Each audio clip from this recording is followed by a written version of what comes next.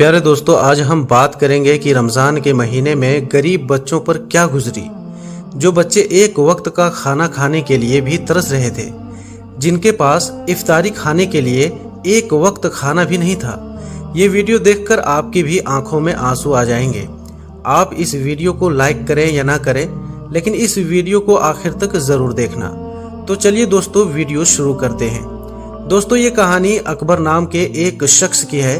अकबर भाई ने अपने घर रमज़ान के महीने में इफ्तार का प्रोग्राम रखा और अपने दोस्तों और रिश्तेदारों की दावत की और उन्हें इफ्तार पर बुलाया। घर में इफ्तार की तैयारियां चल रही थी। ये कहानी अकबर भाई खुद बयान करते हैं। वो बताते हैं कि मैंने आमों की पेटी नीचे रखकर अपनी बीवी से कहा, बेगम, इफ्तारी के इंतजाम में कोई कमी पेश ही नहीं रहनी चाहिए। बीवी ने कहा, और कितनी बार कहेंगे? क्या पहले कभी कोई कमी पेशी रही है जो इतनी तायद कर रहे हैं? पिछले बार सब कुछ इतना अच्छा बनाया था कि आज तक आपके दोस्त तारीफ ही करते हैं। तो मैंने कहा, हाँ वो तो याद है, आज भी वैसे ही होनी चाहिए। तुम्हें तो पता है दोस्त अहबाब है, तो जरा तुम्हारी भी इज्जत होगी और मेरी भी। बीवी ने शरबत की बोतल दूध में डालते हुए कहा, हाँ हाँ ठीक है, आप फिक्र न करें, वैसे ही होगी।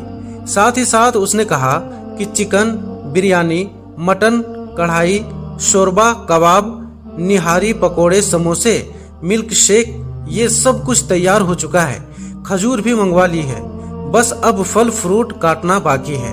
आप जरा मेरी मदद कर देना, टाइम कम बचा है।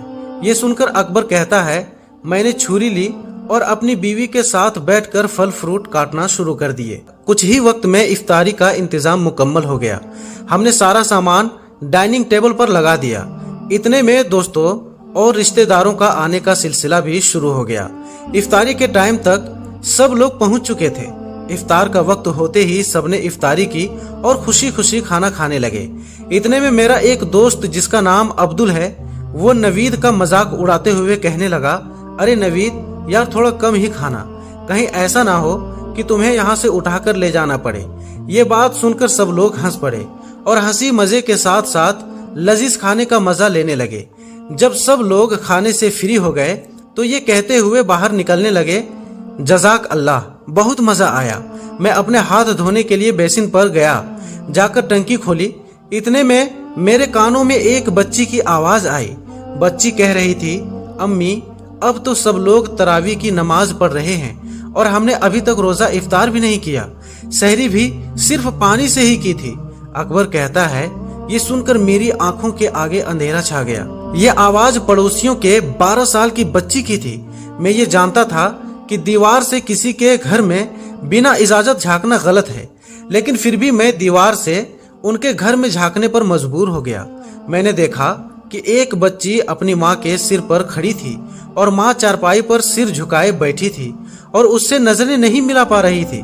बाकी बच्चे अपनी बहन का सवाल सुनकर माँ के जवाब का इंतजार करने लगे। बच्ची बार बार खाने का मुतालबा कर रही थी, अपनी माँ से बार बार खाना मांग रही थी।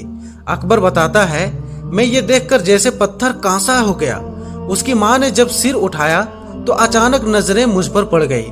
मैं दीवार पर खड़ा हुआ था, उसकी आंखें आंसुओं से भरी हुई थी। मुझ पर नजर पड़ते ही वो जबरदस्ती मुस्कुराई और चादर से आंसू पोंछते हुए कहने लगी, भाई आप कैसे हैं? ये लड़की बहुत जिद्दी है, अभी अभी खाना खाया है और अब फिर से जिद कर रही है। अकबर कहता है कि ये झूठ बोल रही थी। शायद वो ये बात जानती थी कि मैंने बच्ची की बातें सुन ली है। मैं ये सोच रहा था कि जो मेरे दोस्त इफ्तारी करते वक्त बार बार खाने की तारीफ कर रहे थे और एक दूसरे से ये कह रहे थे कि भाई कम खाओ वगैरह वगैरह, वो सब बातें जब उन्होंने सुनी होगी तो इन पर क्या बीतती होगी। अकबर बताता है, मैं ये सब कुछ देख ही रहा था और सोच रहा था। इतने में पता नहीं मेरी बीवी कब मेरे पास आकर खड़ी हो गई। मैंने अपने आप को बड़ी मुश्किल से नॉर्मल किया और बिजली की तेजी से बाहर की तरफ लपका तो मेरी बीवी कहने लगी, अरे अरे, कहाँ जा रहे हैं? क्या हुआ है? सब खैरियत तो है ना? आराम से जाइए, आखिर क्या हुआ है? बीवी सवाल पर सवाल कर रही थी और मैं उसके बगैर किसी सवाल का जवाब दिए बाजार की तरफ चल दिया। मैंने वहां से हर वो चीज खरीदी जो मैंने इफ्तारी में खाई थी और उसे ले वापस चल दिया। मेरा हर कदम मुझे भारी लग रहा था। उस बच्ची की बातें और उस बेवा औरत के आंसू में नहीं भूल पा रहा था। घर पहुंचने में तकरीबन आधा घंटा लगता था, लेकिन मैं तेजी से तकरीबन 10 मिनट में ही पहुंच गया और आकर दरवाजे पर दस्तक दी तो उसी बच्ची ने दरवाजा खोला। मुझ पर नजर पड़ते ही उसकी आंखें खुशी से चमक उठी। वो वापस मुड़ी और शोर मचाने लगी कि देखो अकबर अंकल क्या लाए हैं, देखो अकबर अंकल क्या लाए हैं। सब बच्चे मेरी तरफ लपके और मैंने सारा सामान नीचे रखकर सबको बारी बारी सीने से लगाया और उनकी पेशानियों को बोसा दिया और उनकी माँ ये देखकर बिलख बिलख कर रोने लगी। मैं भी अपने आंसू नहीं रोक पाया। बच्चों का शोर सुनकर मेरी बीवी भी दीवार पर आ गई और ये सब कुछ देखने लगी। जब मैंने उसकी तरफ देखा तो वो मुझे देखकर मुस्कुराई और अपने आंसू पोंछने लगी। मैंने सामान खोला और बच्चों को साथ में बैठाकर खाना खिलाया। हर लुकमे के साथ साथ बच्चे मुझे मुस्कुराकर अजीब निगाहों से मेरी तरफ देखते जा रहे थे। बच्चों ने जी भर कर खाना खाया। जब सब खाना खा चुके तो मैंने कहा आप लोग आराम करो और अम्मी से भी कहो कि वो भी खाना खा ले, मैं थोड़ी देर में आता हूँ। बच्चों ने कहा ठीक है अंकल। अकबर बताता है कि इसके बाद मैं वहां से चला और मार्केट में आकर महीने भर का राशन लिया और दोबारा उनके घर आया। सारे बच्चे सो चुके थे और उनकी माँ जाग रही थी। मुझे देखकर वो उठ खड़ी हुई और नजरें झुकाकर कहने लगी, भाई आपने इतनी जहमत उठाई। मैंने कहा आप मेरी बहन हो, इसमें जहमत वाली कौन सी बात है। ये कहकर मैंने सामान एक तरफ रखना शुरू कर दिया।